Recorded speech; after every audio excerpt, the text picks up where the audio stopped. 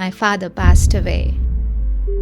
It was around 9 p.m. in Barcelona. My brother was there, so I just told my brother that put the WhatsApp video, I want to talk to Dad. And I was talking to him and I was like, Dad, don't fight so hard. I was just talking to him. And then a second, my phone, the screen went blank. Probably incarnation because of the kind of connection we feel with people sometimes. I believe in our spirit. I just focus on my breath. It gives me happiness, and that happiness is my freedom. That happiness is my goal in life. Being in the present, even when you're eating. Simple.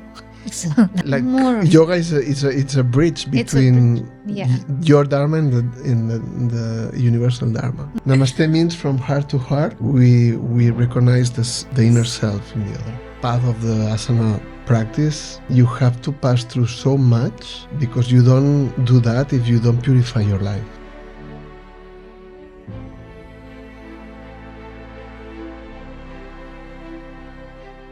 En el círculo donde el alma despierta, donde el tiempo no cuenta, la vida conecta. We are here with Chandana Bhowmick. Very special day. We are very fortunate to have her here for this podcast. Love her a lot. Thank you. She's one of the best Ashtanga teachers in the world. She has been more than 25 years in the world of yoga and teaching for many, many years. And she's like somebody that really is able to pass through challenges. And very, very, very strong woman. Maybe is the strongest woman I know. Wow. Thank you. Yes. To be practicing with her and she's really an angel. So it's a very special moment for me. Hello, welcome. Thank you. Thank you, Jody. How did you start your journey in Barcelona? How did I start my journey in Barcelona? Yeah, so because- one day just before COVID was happening, I had this thought in my mind that I need to change my life. And It's a big word. I wanted to change and shake my life because everything was going so good and so much in a square box in India. Everything was set, the house, the studio, the classes and everything. And I was like, I need something different. I need some challenges. So I changed my country. From India, I came to Barcelona. Wow. That's the recipe. Totally, and it's far. Yeah. And how do you feel now? I feel very nice, well settled. Yo hablo un poquito español ahora y intentaré amazing. que hablo más, pero poco a poco, ¿sí? Poco a poco. Sí. I'm feeling good. The community, people I've got to know, people who have been helping, Jody, I'm like, thank you so much for standing by me for those 1 year of paperworks in Barcelona. Wow. Oof. But yeah, finally, the whole wait, the whole patience, it paid off. And I'm happy to be here. Wow, that's amazing that being here with two yoga masters, two yogis that start the day very early. How did your... No. It's better to say that.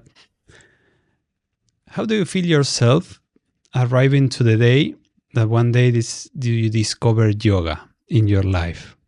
How this change your life or not? It completely changed my life, to be very honest. The fact that I'm sitting in front of you is because of my yoga practice. If that wasn't there in my life, I would have been a photograph on the wall. Wow, amazing. No, it changed my life. It changed the way I think about life, the way I pursue life. That is what it changed. It changed my resilience. It changed my strength. It made me actually realize my strength. So, yeah, yoga and my Guruji, Sharad Joyce, they have helped me to be here. And in fact, it was my Guruji who told me, when I went to his office and I told him that, Guruji, I'm going to Barcelona. He's like, don't come back. stay in Barcelona. So I stayed. Amazing.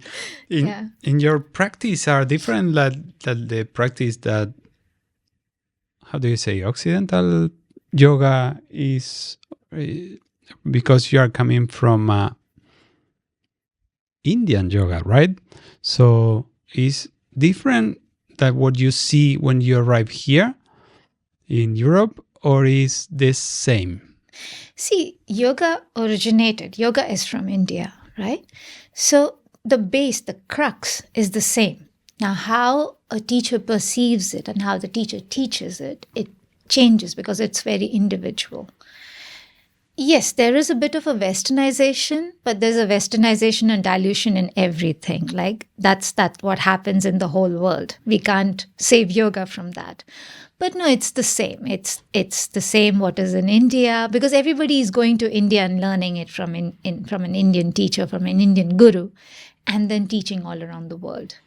So the base, the crux, the whole foundation is the same. Wow, amazing. Because I remember the first day that when we met together with Jordi, and Jordi said, hey, let's come. I'm going to introduce you to my teacher, coach, mentor. And, I'm practicing yoga for a decade or a little bit more. Now in these 3 months, I was so busy and didn't do it properly. But usually I do it for a decade because I had an accident. And then afterwards, I discovered yoga and I do it. But the amazing thing is, I do a strong yoga, or what I thought that is strong yoga. It's a mix of calisthenia and yoga. And when you say, let's do a Ashtanga, and you say, Ashtanga? Yeah, of course I do it, I don't know, for 5 years. But never I did it. I don't know if you say in the right way, because I know the moves, but not the... How do you say the basics? Or the basics, and the little angles that she changed to me, it was like 3 weeks on a seat. It was like okay, it was only 1 hour. 1 hour. I can do 1 hour at the gym, but not 1 hour Ashtanga yoga with her. Say that. I was like this, and she say, not exactly this. You had to move the leg like that. And say, wait. And sometimes, and I feel like that. So, how you feel teaching to people like me that discovering yoga again with you? How you feel yourself? First of all, I love teaching yoga. I'm very passionate about it. Okay. Now, when it comes to teaching, the basic point that I tell my students is, whether they have been practicing or they're new to yoga, is don't move. Movement is not asana. Asana is when you use your entire body, all your muscles, your bandhas. You align, you focus, you look at a point. You are listening to your own breath. That is asana. Asana is a very complex structure. It is not about just going hands up, hands down, or legs 90 degrees. There's more to it. So that's where the alignment comes into the picture. When you do the asana with the right alignment, you experience the strength, the suppleness, the flexibility of that asana. And that is when you start gaining the benefits. So I love teaching it. I love correcting it. And it's been, I just love it. Yeah. But for me, it's more breathing than moving. Yeah. So you have to be like a stack or a stick, breathing normally in a position that is uncomfortable, right? Yeah. So I hear a lot. It's a meditation with movements, right? But how for a dummy like me can afford this high level in a quicker way? Okay, there's nobody who is a dummy. Everybody who comes to practice is a perfect human being. Only a lazy person cannot practice yoga. Second, there's no quick way. Okay? Even the Yoga Sutra says, Satu dirghakala nairantarya satkara sevito dridabhumihi. Only when you practice something with full determination, dedication, and discipline, that is when you build up a strong foundation. And that takes time. It doesn't come in 1 month, 2 months, or 1 year. It takes years to reach. For example, if you ask me to go into an asana now and breathe, I can do that because my body has become that open, because it has become that comfortable. But that comes with long periods of practice. So A, nobody's a dummy. B, there's no quick way. There's always, you have to work hard for everything in life, just like everything. So, pay the price. Pay the price. So it's one of the things is that yoga is a challenge. Yeah. But it's a challenge that prepares you for life. So the difficulties that you pass through in the practice then makes you strong to pass through the difficulties of life at the same time. How? So how? In a simple position, you have to stay in balance in one foot. So then it's how can I balance in this unbalance? And then that becomes a way to live, where in life you have to adapt to a life that is changing. So you have to be all the time adapting. So Chandana is an expert on that, and I really can't imagine how is to be somebody at that level of practice. So she is at the peak of the pyramid. So really, in the terms of the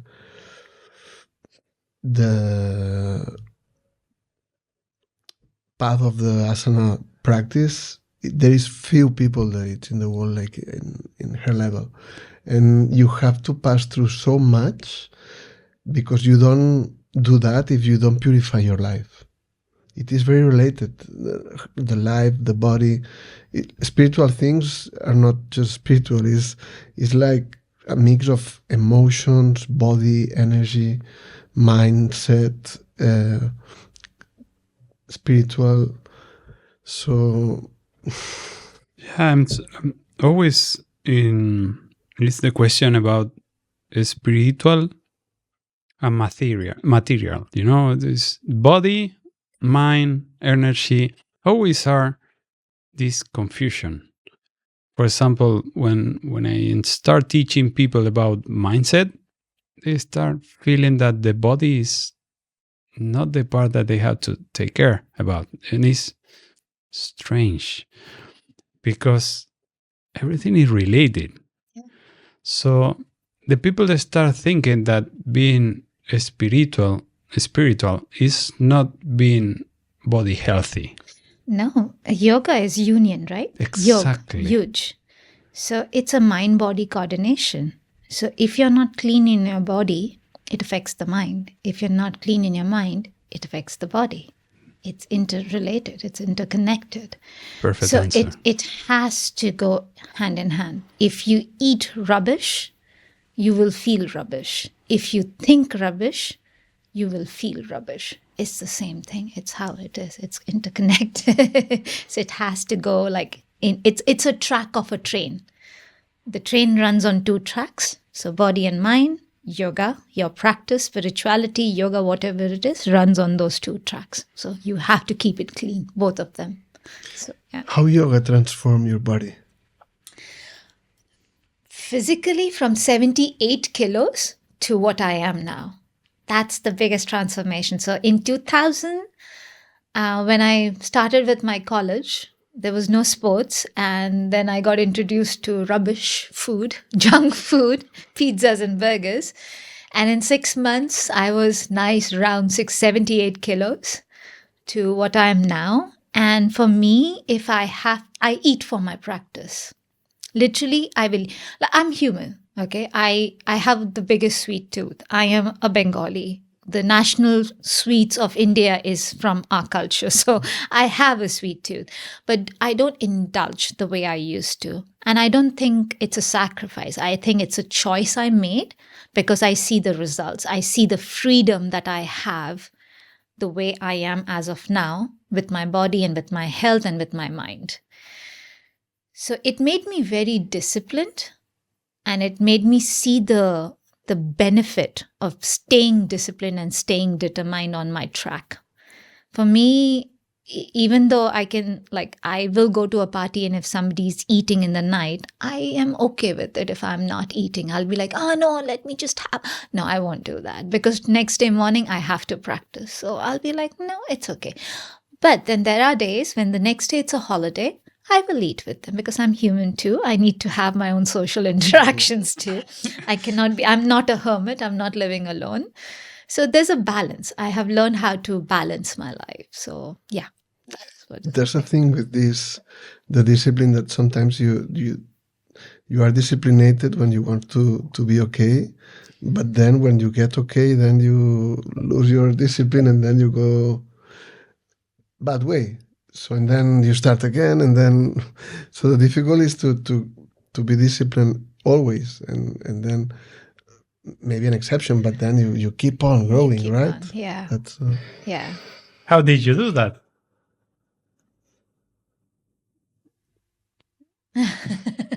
No idea. It's a choice I made. Simple. It's my choice to be disciplined. It's my choice to eat for my practice. Because every day when I step on the mat and every day when I progress like a millimeter, it gives me happiness. And that happiness is my freedom. That happiness is my goal in life. Like, I want to keep progressing as a person. I want to keep growing into my better self. And so I made a choice that I am going to be healthy. Of course, I do default. Like yesterday, I had a piece of cake because somebody made the cake for me. So I had a piece of cake. But did I have like a big one? No, I had a small piece. And I kept the rest of it for this weekend. So that's how I balance my life. You measure a lot the food that you eat, or you eat, you're already programmed to eat what you think is best? I am very intuitive about my food. Like, there are days wherein I want certain kind of food. First of all, I will never listen to my tongue. That's the biggest politician in your body. If you go by taste, you will be manipulated. So this can manipulate you a lot. Wow. So you have to go with your gut, the second brain. You have to listen and you have to be very conscious about your gut. Even over eyes. Even over eyes. Your eyes, yeah. You'd be like, yeah. Wow. Then you don't eat with your eyes. You don't eat with your taste. With my tongue. I don't select or I don't choose my food. Like, yeah, weekend I do. Very difficult. Weekends I do. Okay, like not even on a Sunday, only on a Saturday I do because I'm practicing Monday to Saturday. So only on a Saturday, yes, I do. But the rest of the time, I go by my gut, what my body needs actually, I eat that. How much? I don't go eating as if I'm all the way full. I always keep, say, about 1/4 of my stomach empty so that the food churns and it mixes with all the acids and everything, and it helps me with the digestion. So you don't eat till you're full. You have to keep a little bit of your stomach empty. And how much to eat, it's little weird, but that's the size of a stomach. So don't eat more than this much, okay? That's it. Like, measure, if this is the food, that's it. And chew well. Don't just gulp in the food. Chew well. You need to chew your food. I see a lot of people eating in hurry and just gulping the food.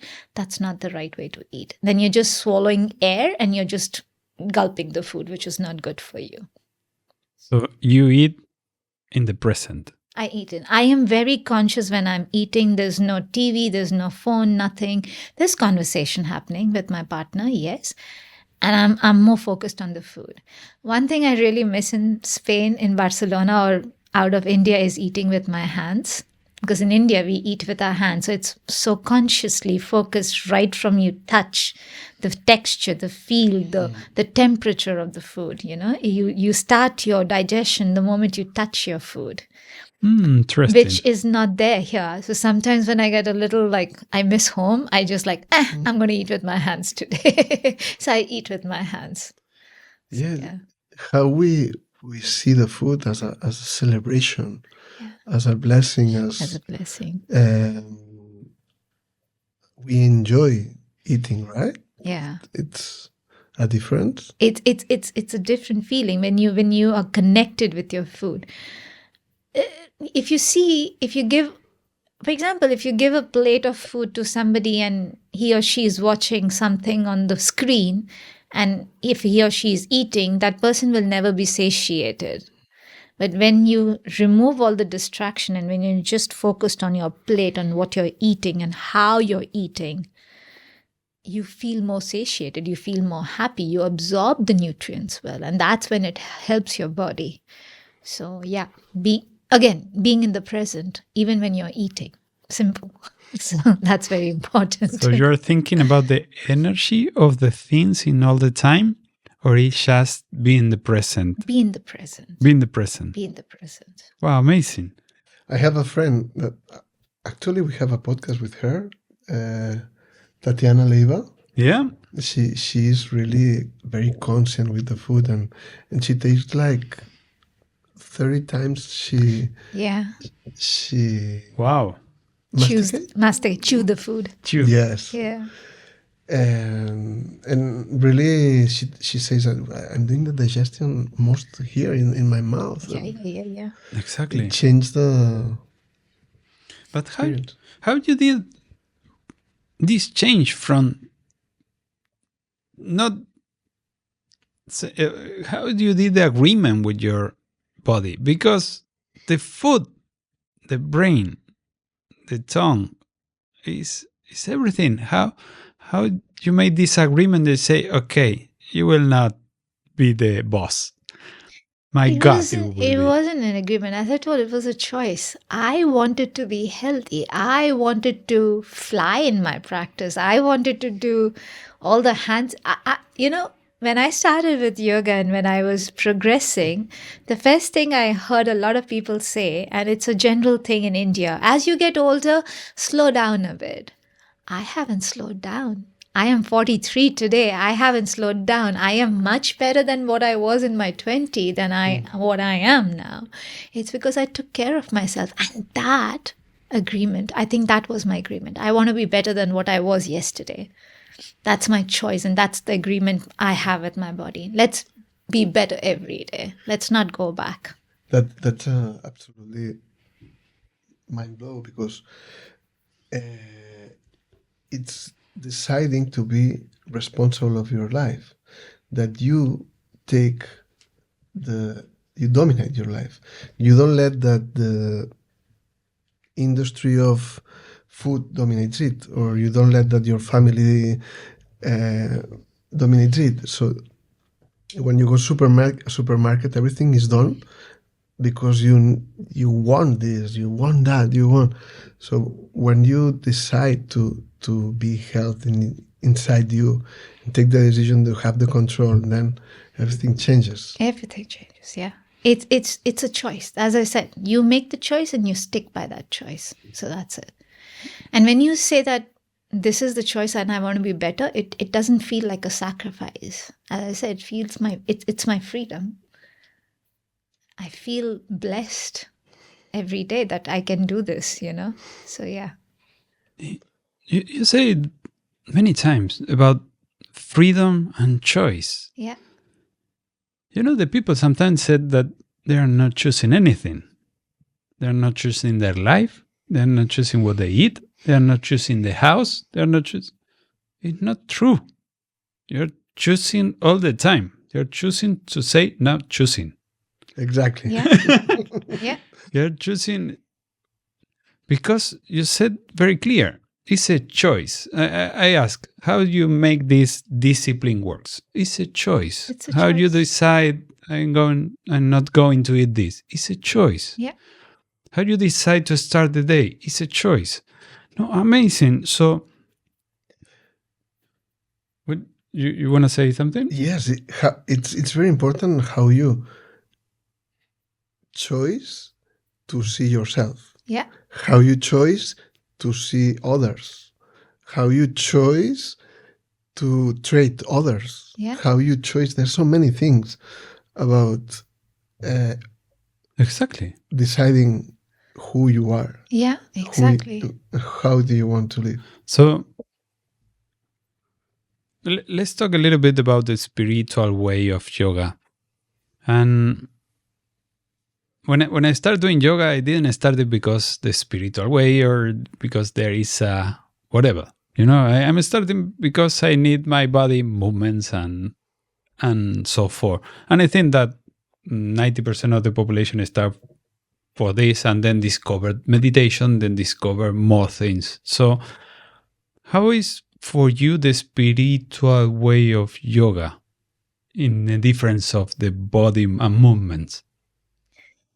For me, every time that I step on the mat, okay, I meet with my limitations and my fear, right? Every movement that I'm making or I'm trying to do something new, I am human. I have limitations and I'm human. I will fear a lot of things. But when I overcome that, the strength that I gain when I overcome my limitations and my fear, the strength that I gain, the clarity that I gain, the fact that I get to know myself much more. I study myself. I am becoming a better human being. I'm becoming more conscious. I'm becoming more patient. I'm becoming more in tune with myself. When I know myself, when I fill myself to the most, then I'm able to give it to others. And that's my spirituality. First, I'm going to fill myself. I'm going to make myself absolutely full with my confidence, with my strength, with my peace, with my patience, with my love. And then I can give everything to everybody around me. Or I can also have the strength to say that, no, these are the people only I can give. The rest, not now, maybe later, or maybe never. That whole grip of life that I get when I practice, that's my spirituality. Wow. This is like to connect with your true self, right? Yeah. So how is the advice that you will give to someone to have this mindset? Is first of all, I'll ask them to have the patience. Okay, they have to have the patience to keep on practicing again and again. It's not about doing a perfect asana. It's about stepping on the mat every day.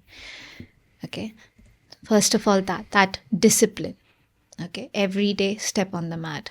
Second, take care of your life. Take care of your habits. Take care of your food. Take care of your routine. Third, start studying yourself. Know your strength. Know your limitations. Know your defaults. Work more on your strength to make it more. Work to correct yourself. Work on your negativities. Remove them. And then learn how to behave with others. Learn how to accept others or not accept others. Learn your place in the world eventually. So know who you are and then know who you are with others is very important.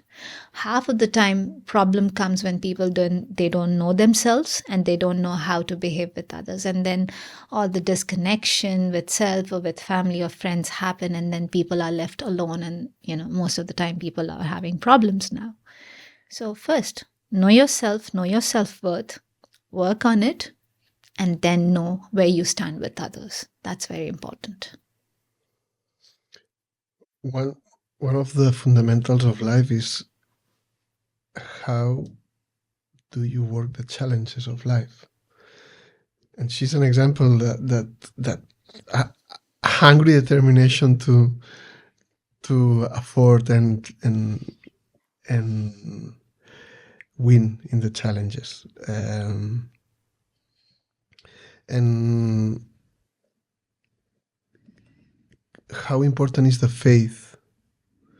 how important it is to take care of the challenges of life, because sometimes we just skip of them. And yesterday it came to my mind something very special. I don't know, this weekend I was teaching, and it came to my mind when I was in India at the Babaji temple. I decided to go there and sit and meditate. And the first thing that came to me was hundreds of mosquitoes. Like, crazy. And I was like, I'm not going to move. I'm keep on doing meditation for a while. And then people from the temple came and put some incense. Yeah. To say, okay. He needs to be protected. To protect the temple. What is he doing all the morning here? And he put like, wow, a lot of, and I say, no, I'm not gonna. I'm gonna stay, and stay in the realization that it's one of the highest challenges of life to get realized. So then, at the end,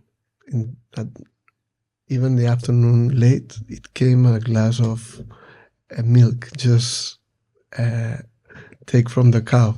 Oh, wow. So that was like, so in a challenge you keep on going till the good things come, right? Yeah. I was thinking, I didn't notice then, but this weekend I noticed. Yeah. And she's doing that. When she was doing all the paperwork in Barcelona, it's like really, she had to change the lawyer. She had to have many problems, and she always was with a positive attitude and determined. I'm gonna do it. Yeah. And that was like, for me, I was seeing her during 1 year dealing with that was like, wow, the attitude is the difference. Attitude, yeah. And, when we're teaching or learning or helping people to meditate, it's not easy because sometimes the people confuse what meditation is. So what is meditation for you? Meditation is, for me, as of now, is stillness and focus. So if I can be, I am still, you can say I'm in dharma. Dhyan Samadhi hasn't happened for me. I still need to work on myself. So if I can be still and if I can be focused, that's my meditation. So sometimes even when I'm practicing, I have a very long practice now, I am just cut off from the outward world. Like, I don't know exactly what's happening around me because I'm so in tune with my body. On top of my mat is what I can see and what I can think of. And I'm just listening to my breath. And when I finish my practice and I look at the watch, it's like, 2.5 hours gone. And I don't even realize it. It's like that. That's meditation for me. Wow. Yeah. 2.5 hours. Yeah. And for me, it's difficult to be more than an hour. So how did you start? No, so in Ashtanga, what happens is, as you know, it also builds up your endurance. So when you complete level 1, you add level 2 one by one. Till the time you come to this one of the posture, that's when you break the practice in level 1 and do level 2. This also helps you to build your cardiovascular strength and in your endurance. So I'm at present doing level 3 and a part of level 4. So I'm building up my endurance for that. So that's why the practice is 2.5 hours. Generally, a level, like one level of Ashtanga Yoga is 1 hour, 45 minutes to 2 hours. That's it, not more than that. But when you're in between 2 levels, that's when the practice is a little longer. But then it's good. It's building up your strength, your cardiovascular strength and your endurance too, and your lungs too. So why not, We actually train like athletes, if you can say. Like, we are very disciplined, and we keep on challenging and we grow, we challenge more, we grow, we challenge more. So that's how we learn. At which age you start? I started at 18. 18? Yeah, 18. Yeah. So you discovered yoga at 18 or At 18. before and you start at 18? No, I discovered yoga at 18. That is when I was 78 kilos. And my football coach in my school was an Indian wrestler and was from Bihar School of Yoga, Munger. So when I went back from my university for my holidays back home, and he just looked at me and he's like, what have you done to yourself? Because I wasn't an athlete in school, and then I'm 78 kilos now in front of my football coach, and he's like, come inside the gym. And he didn't let me go into the instruments or the things. He's like, okay, we are going to start with yoga. And I was like, yoga, okay. And I started, and, I enjoyed it because also my body was supple. So I was enjoying the movement. So for, say, about 10 odd years, it was all about just enjoying the movement. But after that, actually, I started really studying and going deep and deep and deep into the whole study of yoga and things like that. And can you explain a little bit better about the levels that you've been talking about? So Ashtanga Yoga has 6 levels. So the first level 1 is Yog Chikitsa. That is treating your body through yoga. The second level is Nadi Shodhana, which is all about the spine. The third, fourth, fifth, and the 6th level is Theravada A, B, C, D. So different levels of different things. So I did my third level, which was extreme back bends and a lot of arm balances. And I'm doing a little bit of the fourth. It's more challenging because there's a back bend, there's a forward bend, there's a back bend, there's a forward bend. So you're like, okay, I have to do back bend now. Again, forward bend. So it's challenging for the mind. So that's all I know. I don't know what's there in the 5th or the 6th series. Ojalá, one day I will know. And which is your level, Jordi? Wow. When I was doing the practice many years ago, was in the 2nd. Last year with Chandana, I was practicing the first one. Really, it's difficult to say. During the past of the years, I didn't focus in one style, and I don't know what it could happen if I stay with Ashtanga. Probably I will be much better now. Yeah. But the thing is that what I have to offer to the world is a school that introduces the different styles. Because people, we bring yoga close to the people, and the people that lives around the studios, they can have like some they need an energetical practice, some they need alineation and very simple yoga, others need the stress yoga, others need to work the strength. So my path was to know all the different styles of yoga and put them together, know all the lineages and try to create harmony between them. And that was my path. So that brings me a little far away from the Ashtanga lineage, that at the same time I always had it as an own practice. But I was very connected also with Sivananda and integral yoga at the beginning. Then I came to Ashtanga practice. Then after to Vinyasa and teaching and learning a lot of years Vinyasa, and then Dharma yoga, it's more spiritual and work other kind of variations of asana. So really my practice was changing a lot, and then I became more expert in energy practice. So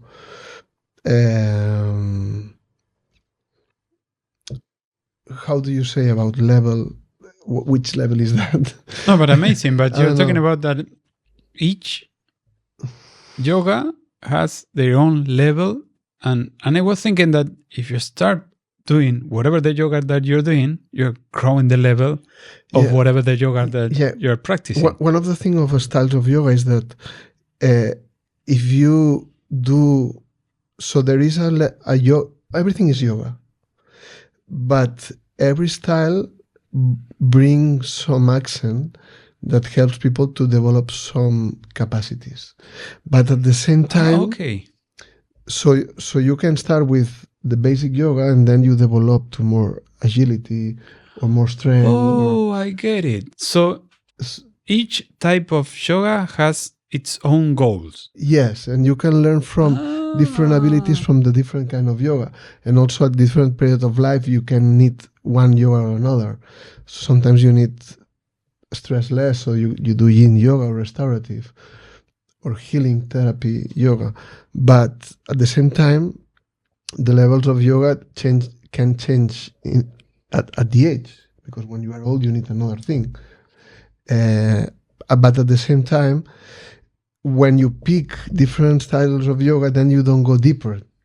That's why if you stay in one type of yoga, then you become very deep into yoga at the same time. So yeah, now I was about to say that's also like an individual choice. Like Jody wanted to kind of bring yoga to the masses, so he had to learn all the forms of yoga.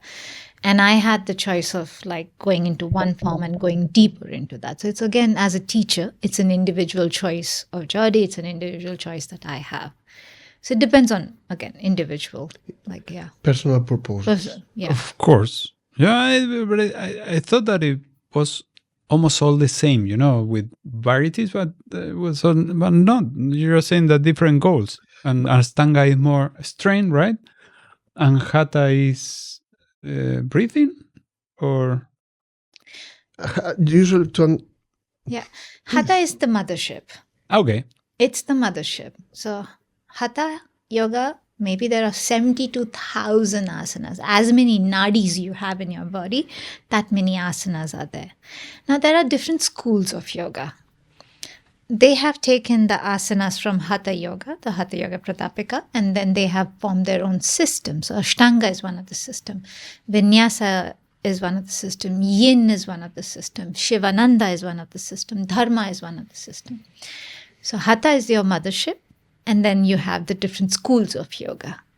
So when you see Hatha Yoga, what it means? It's the mothership. It's the big ship with 72,000 asanas. No, but I mean, when you go to a yoga class and it said Hatha Yoga. In general, you can find two type of principal yoga today.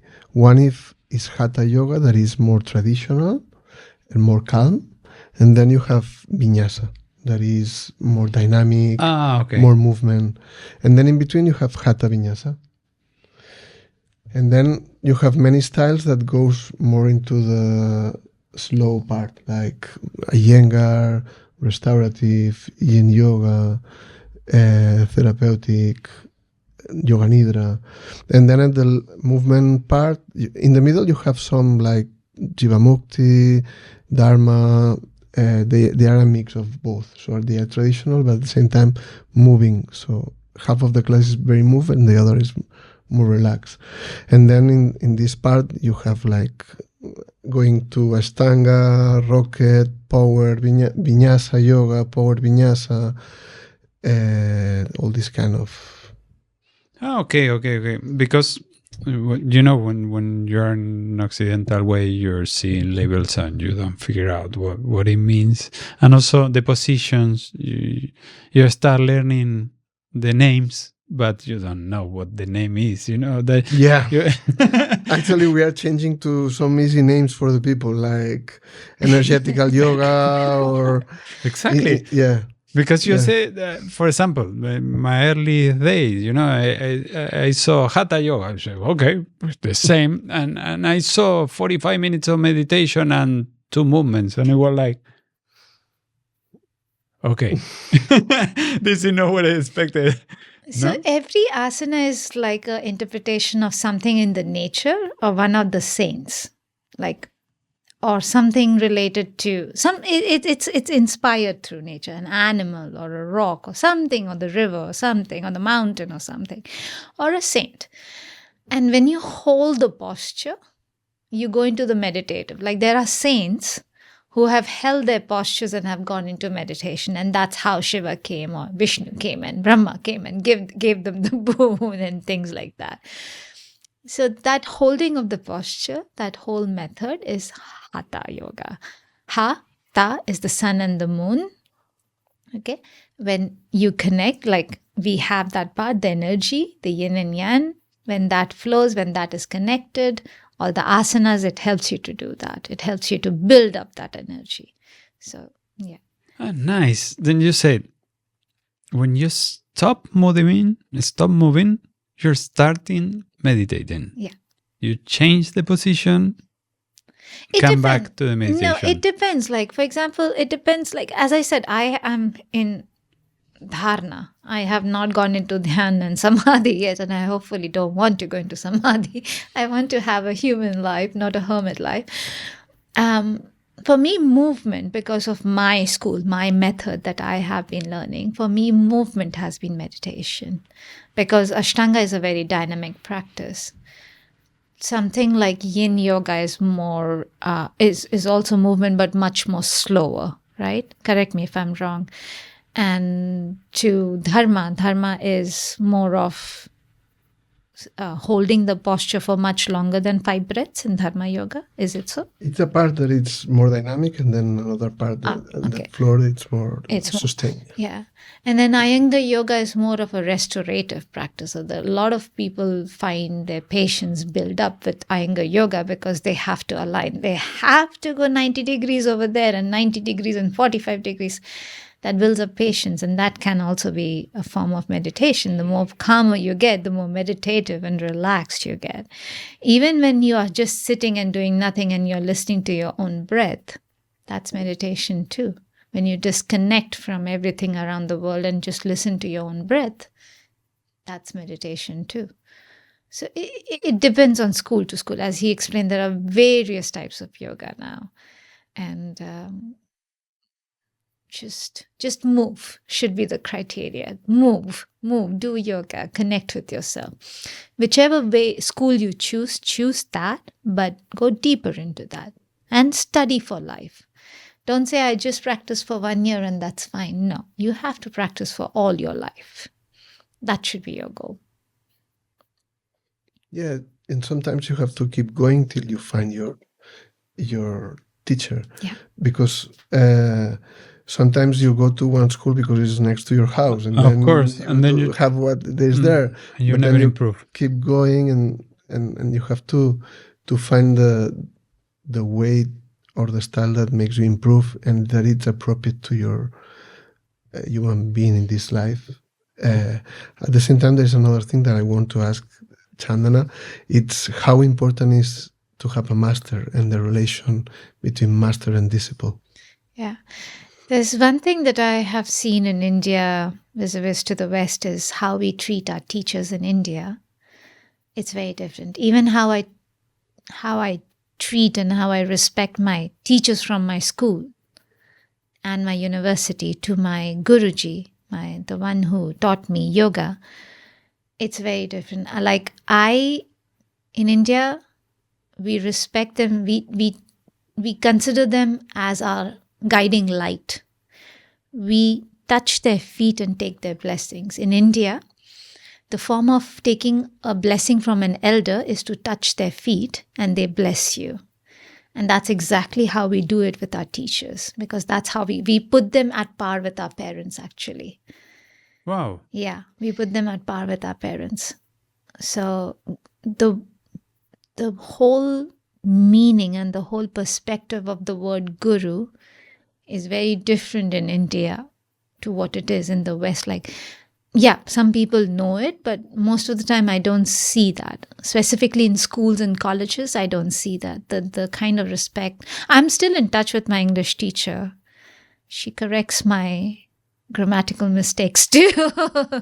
And that's the connection I have with my teacher. So, and to have a guru who actually knows you and knows your negative and your positive, and who works and polishes you to become more positive and works more on your positive, it's a blessing. And I am so blessed that I had that, and I still feel his presence. He's still guiding, and oh God, I'm getting teary-eyed now. So It was a very simple thing. Like in 2012 and 13, I went through a very bad phase in life. And if my Guruji wasn't there in my life, I wouldn't be here in front of you. I would have been a photograph in my house. Wow. That's the importance of my Guruji in my life. He saved my life. He actually made me strong, and I saved my life. So he exactly knew. I never told him anything. It was many years later when I had the chance to, I was traveling with him. I had a chance to tell him what happened. But before that, he never knew, but he knew that what had to be done with me. And he exactly pushed me there to build up my strength. And I did. And I learned that my resilience is what would save me, and exactly that happened. So something really worst happened in my life. I didn't cry. I didn't feel bad. I didn't take a step back. I got up. I brushed my hands and I was like, what's next? My freedom. Let's work on it. That's exactly what I did. I never stepped back from there. I never looked back. And I completely changed my life. And that strength, again, when I was working for 1 year on my papers, I just remember, if I could do that, I can do this too. It's okay. Fine. No problem. It's fine. It's going to be fine. I will make it work. And yeah, the resilience. So, yeah, because, sometimes we confuse karma and dharma. How do you connect the concepts dharma and the yoga? Dharma and yoga. Yeah. I would rather say karma. And then your dharma is accordingly kind of molded. If you keep your karma clean, if you keep your karma very conscious, there's no problem in what you do. It will be your dharma. If you consciously know that you're not doing right karmically, you will never do right in your dharma. So keep your karma clean. Wow. Can you explain this, karma and dharma, the difference? Karma is your doing. Dharma is what you get and what you do after that. But karma is your building blocks. And dharma is when you sit on that block and you enjoy your life. You help others, you help yourself and everything. But karma is your own doing. You keep your life clean. You help others. Kindness, empathy, sympathy, strength. When to say no, when to say yes. Whom to help, whom not to help. Where to make boundaries, where to open the doors, where to close the doors, which doors to take, which doors not to take. Everything is your karma. And the dharma is how you live your life. How you live your life with yourself and with others around you. That's your dharma. So how I live my life with my parents, and it also depends on their karma. My dharma with another person also depends on their karma. So it's a very complex. So I would just say be conscious of what you do. Be conscious of how you speak. Be conscious of what you speak. Be conscious of your actions. Be conscious of your reactions. Be conscious of your emotions too. An amazing definition about karma and dharma. I always was thinking in another thing, Somehow, dharma is the divine plan of the creation. So, what it means? The life, so the creation has a dharma. It's a plan of the creation. As you have a plan for your life, so the Absolute has a plan for the creation. And in this is the dharma. But at the same time, you have your own dharma. That's your life, what you have come to do here and what you decide to do here. And karma is part of the dharma, because the what you do creates karma. Every action creates a reaction. And that's the karma that you manifest in your life. And you experience suffering or blessing. So what yoga gives is the opportunity to live in a system, a moral system that makes your life aligned with the dharma, with the universal plan, and that purifies your karma. So that makes your life better, and to live in harmony with you and with the absolute. So it's like a bridge, right? Like yoga is a bridge between your dharma and the universal dharma. Okay. And also your karma shapes, like even you come with the universal plan, but you're not clean in your karma, the universe will change your plan. Sorry, it's not going to be good if you don't do good, because it's an opposite and equal reaction. Like a law. Yeah, it's a law. What you do is what you get. And you think in this idea about what you do here, maybe what you get in the next life? Next life? Are we talking about that? I hope so. You believe in afterlife? Reincarnation. I don't know if the word is reincarnation, because there are several. I believe in the life after life. I believe in our spirit. I'll tell you a recent thing that happened with me. So 11th December is when my father passed away. And sorry. Yeah. 10th December, it was around 9 p.m. in Barcelona. So it was around 8 o'clock or something. So already about to become 12 a.m. in India. And I was talking, my dad was in the ICU and my brother was there. So I just told my brother that put the WhatsApp video, I want to talk to Dad. He was with us on the whole thing and his eyes were closed. And I was talking to him and I was like, Dad, don't fight so hard. Let it go. You have done good. It's time for you to rest. And then just telling him that, okay, fine, I promise I'm going to do this. I'm going to do this and we will do this. And, I was just talking to him. And then a second, my phone, the screen went blank. It was dark.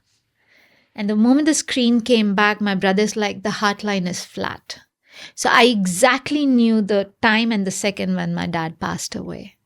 The screen went blank. I don't know what, probably because of the whole equipment that was there in the room caused the glitch or whatever, but I think the spirit is powerful to cause any kind of electronic, whatever that was. And I believe there is a spirit. I believe probably incarnation because of the kind of connection we feel with people sometimes. You're like, where were you? What were you doing? Oh no, not this one again. So, you feel that. Hopefully, yes, there is reincarnation or there is life after death. Because I would I would love to be connected with my loved ones or be connected. So I don't know. But no, I don't want to be like totally attached. There has to be detachment. But the comfort of knowing that, yes, there is a spirit and it has passed on. It feels very comforting to me. So, yeah. Because when you meditate so long, you are thinking in these energies, or you're just relaxing, connecting with yourself, with this body, with your mind. Yeah. You're not supposed to think in meditation. You have to be empty over here. How? That's the reason I said I'm in dharna, not in dhyana. I am not there. I can focus and I can be quiet for a very limited period of time. After that, my monkey mind comes back. Now I black out, but I have a word. I remember that there is a word to focus in one thing, everything. I don't remember how is the word, but you do that like that? You focus in one thing? I just focus on my breath, the sound of my breath. But 2 hours? No. That's a very different kind of practice. Okay. That's like I have to be focused that I don't fall injured. I have to focus on my muscle, my palms. So I'm focused on my body. I'm looking at my body and I'm on my mat. So you meditate with your eyes open? Ashtanga, the whole practice is eyes open. You don't close your eyes. It's a meditative practice. I don't meditate. It's a meditative practice. Like as you're moving, because you're just focusing on yourself. Now I figure out. Okay. And you're just focusing on your breath, it becomes a meditative practice. It's not meditation. It's a meditative practice. Okay. You can say it's a pratyahar. It's a bridge. Like you are able to control your 5 senses. So it's a bridge towards the antaranga, the bahiranga, the outside, and the antaranga, the inside part of the yoga. So Ashtanga, the whole my 2.5 hours, I have controlled my 5 senses. So even if I have thirst or whatever, I'm not drinking water, nobody's touching me, nobody's talking to me, we don't put incense sticks and we are not smelling anything, we are not eating anything. So all the 5 senses are controlled. So it's pratyahar. So it's a bridge. It's a meditative practice. It's not meditation. No. No, but it's amazing how you focus in yourself for 2 hours. It's a lot. Also, when I do yoga, I have a mind that is always moving. Also, I do yoga. I do 15 minutes and I have 20 ideas. And I said, okay, I will write it down later. 5 minutes later, I'm stopping and saying, okay, do it like this. And then I come back and I say, what I was doing. And That's what I tell you before the practice, a little of pranayama, a little mantra or meditation.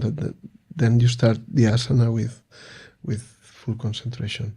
In Ashtanga, they do a little mantra. But for people that like you, that are so active and an action person, it's good to have this inner practice to settle the... Before, yes. Yeah, you said a lot of time, but I had to be sleepy. If not, 15 minutes if I'm alone. Okay, 15 minutes, half an hour. Always when I said the choice, I said, okay, now you're going to do it. You will finish the lesson. You will finish the class. And always, when I choose something, I choose it for my body, not for my brain, for my mind.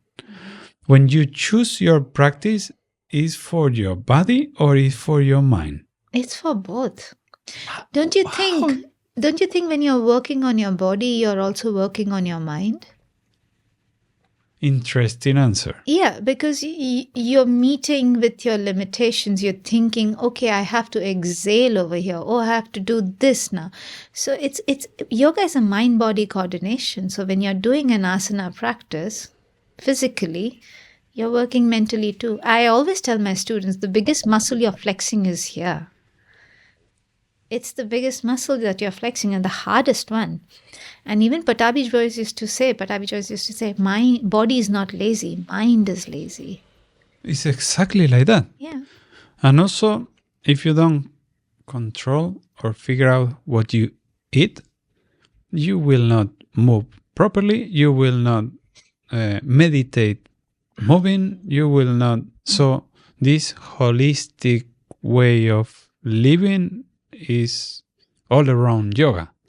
Let's say this conscious way of living. The moment you add conscious way of living. The moment you say holistic, it seems like a work. Like, oh my God, I have to eat, I have to drink matcha, I have to drink the green juices. Interesting. No, conscious. Consciously know what your gut needs. Consciously know what your body needs. Consciously know what your mind needs. Consciously know what your eyes need. Cut off your you're scrolling through Instagram in the night. Consciously cut it off. It's conscious living. Live consciously. Like if you see a baby, if you feed a baby, if the baby's not hungry, they're like, they will throw the food, right? But we as parents sometimes, and my parents have done that too, and my brother and my sister-in-law have done that too, they have force-fed my my kids. You will eat it. Yeah. So that conscious knowledge of hunger, we are killing that in our kids. And they don't know when they are hungry, or they don't know when to stop eating. They don't know when to eat. But if you just let the kid, oh, you're not hungry? Fine, don't eat. When the kid is hungry, he or she will come back and eat. And they will eat whatever you give them. They will not make faces. They will say, okay, vegetables, I'm hungry, I will eat it. The moment you force feed, you kill their conscious brain power of hunger or understanding hunger. So, living consciously is more important. Interesting way to define this. Very interesting, because everything is a choice. Okay, I figure out. But when you're a kid, you have no choice. If your parents force it, so you are reprogramming your brain for this situation. Yeah. So after that, when you're trying to choose your food, this program reacts and say you are not choosing because your tongue, your whatever, the taste. You had to figure out and make a comment to learn it and speaking this to every parent. I'm going to be a parent in 4 months. You're going to explain this because I remember, I think that all the families, the course is on the table. You have to eat it all, right? And I have it in my mind that I don't want to let food in the course, in the plate, right? So, but yeah, you're programming yourself with this action, right? We are coming from parents, usually our generation, that they are very strict. Yeah. And here's the food, you have to eat, if not you... And this size, and this kind of food. And what happens and sometimes... this time. that the people that receive so much discipline, then after they become less disciplined with their kids. They give them freedom, they give them... Nice relationship. Yes, but also creates a problem because the kid needs some patterns too. And then they get like, but can I have some rules? So the balance is sometimes the... It's exactly this. You're because when we choose, we are thinking that choosing discipline is bad because we had in the past discipline Exactly. Forced on us. It's a forced discipline, and now choose discipline. What? Discipline choose? You are not choosing anything. But yes, you're saying that like that is, if I'm choosing what I'm eating, why I'm eating, when, how, and everything, you change everything. You change everything, yeah. It's not eating at 2, at 12, at 8, at 6. It's eat when you are hungry. And also, as for the Ayurveda, there are 3 types of doshas, Vata, Pitta, Kapha. So your hunger is determined by your prakriti, your dosha. For example, a Pitta person will be forever hungry because they have this fire burning. Their metabolic activity is very high and they need food. They are skinny and they need food. So they will be more hungrier than a Kapha person who's like water. So you cannot ask the Kapha person to eat every 2 hours, which is a very Western norm. Eat every 2 hours. No, a Kapha person, if he or she eats every 2 hours, it's not going to be good for the digestion. A Vata person, like if you give me, I'm a Vata person. You can say the way I talk, like I'm like very fast in talking. I'm a Vata. If you give me raw vegetables, which is supposed to be healthy, tomorrow I will suffer. I cannot eat raw vegetables. I need fat and moisture in my food. That's my Vata personality. So that food is very individual. So a lot of people, they ask me, what's your diet? I want to follow your diet. I was like, it's not going to work for you. it's not going to work for you because that's my diet. That's my body's diet. It's going to be different for you. So how Ayurveda can help on that? There are, like, for example, for me, I cannot have too much of nightshade vegetables. They increase my vata. So that's a complete... What it means, increase the vata? Vata, increase the air in my body. So when I have a lot of nightshade vegetables, I have a lot of swelling, I have a lot of pain. So I avoid nightshade vegetables. For a vata person, I have to have a lot of good fat and a lot of moisture in my food. For a pitta, it's exactly the opposite. They can eat and digest. Some people say you have a stomach of iron. Like, yeah, they can eat and digest anything. So in a kapha, they have to be very careful with their food. Their digestion is a little on the slower side. So they have to be very careful with their food. So what each one? What is each one? For the people that doesn't know what is Ayurveda and these three types. There are so everybody has two dominant. So like my dominant is Vata and my second personality is Pitta. So I'm water and fire. So there are three types of doshas: Vata, Pitta, Kapha. Vata is air, Pitta is fire, Kapha is water. For more information, please go to an Ayurvedic doctor because I'm not an Ayurvedic doctor. I just have a little bit of a general knowledge about this because I eat and I've helped myself with Ayurveda. So that's how I know. Kapha is more like earth people. People with more weight, more dense, that moves less. Pitta, it's people with fire, that they are able to are active. But then Vata, they are more active. Even the mind goes very fast. And they... So that's me. You are Vata Pitta. Yeah. You're a Vata Pitta. Yeah. Vata Pitta. Yeah. I Maybe more Pitta. I will have to read about that because it's nice that now that it was amazing talk, that impressive that I do a stupid question and you transform it to impressive answers. So in my knowledge, I was trying to understand what you're saying, so it changed my perception of how do I have to make the questions, and it makes me improve the way I'm learning. So it was very nice, this conversation back and forth, because you are in the middle. You are making the translation. When I don't understand anything, you translate to me. But it's nice to try to understand your words.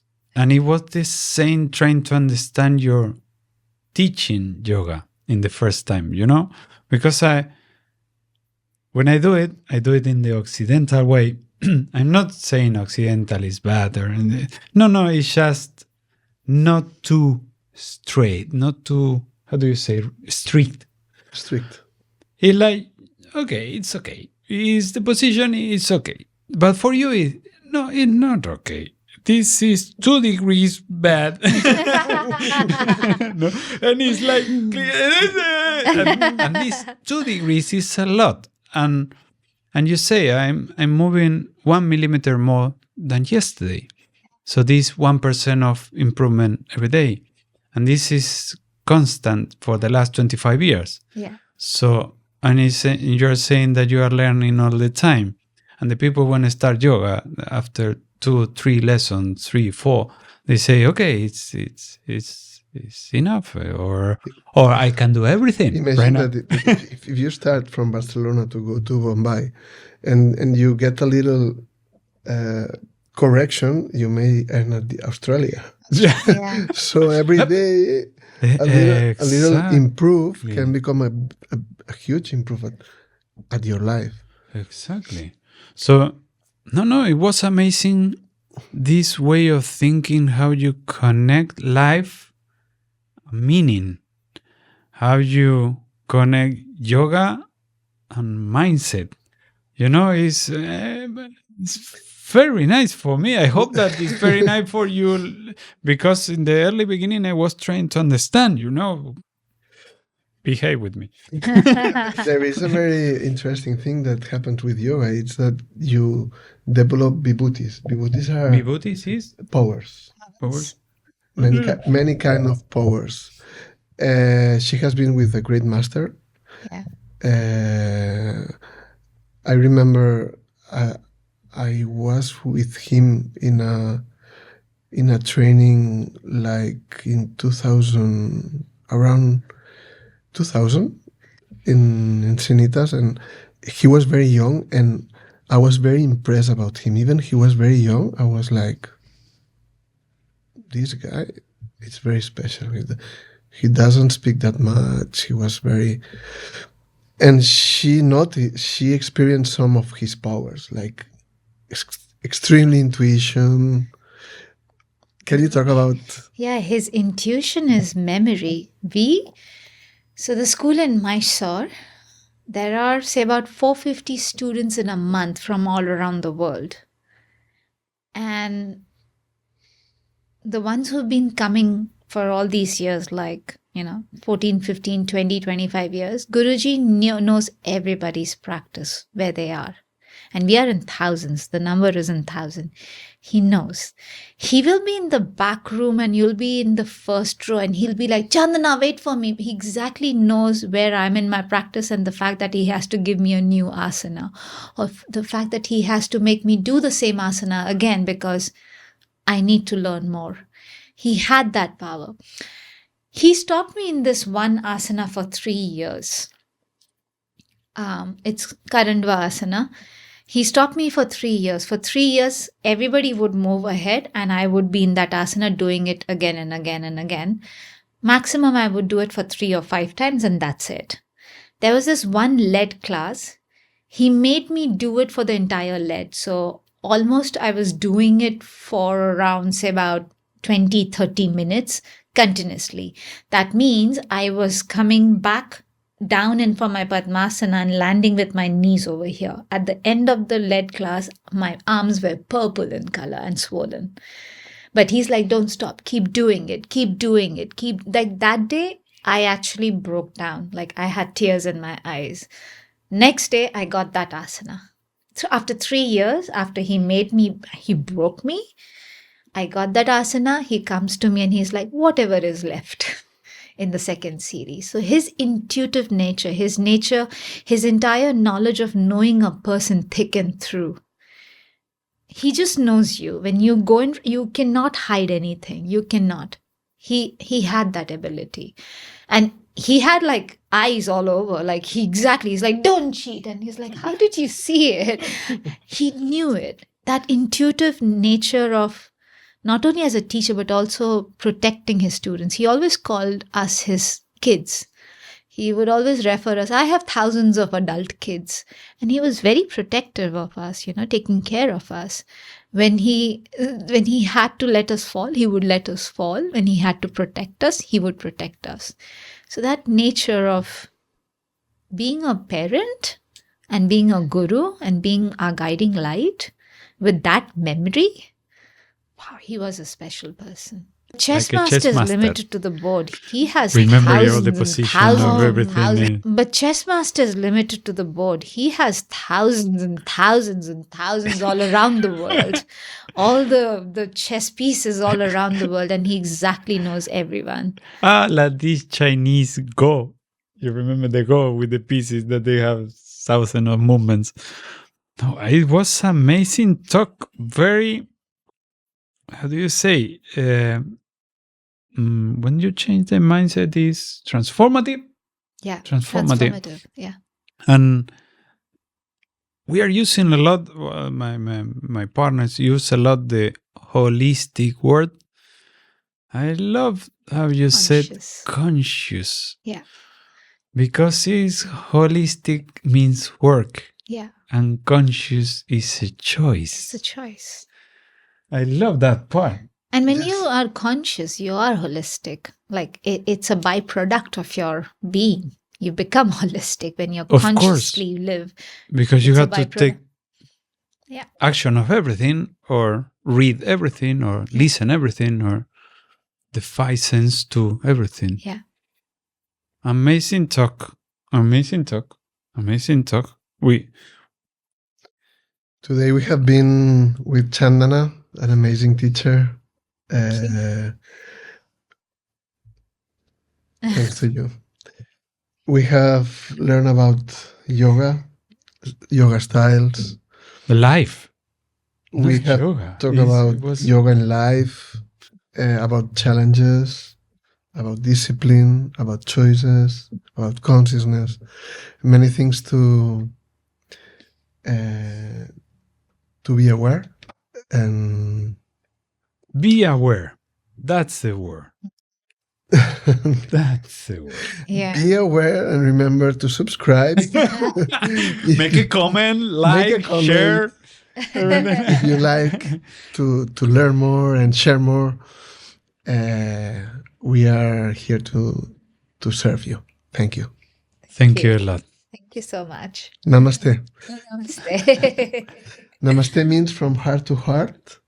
We recognize the inner self in the other. Nice. Amazing. Amazing.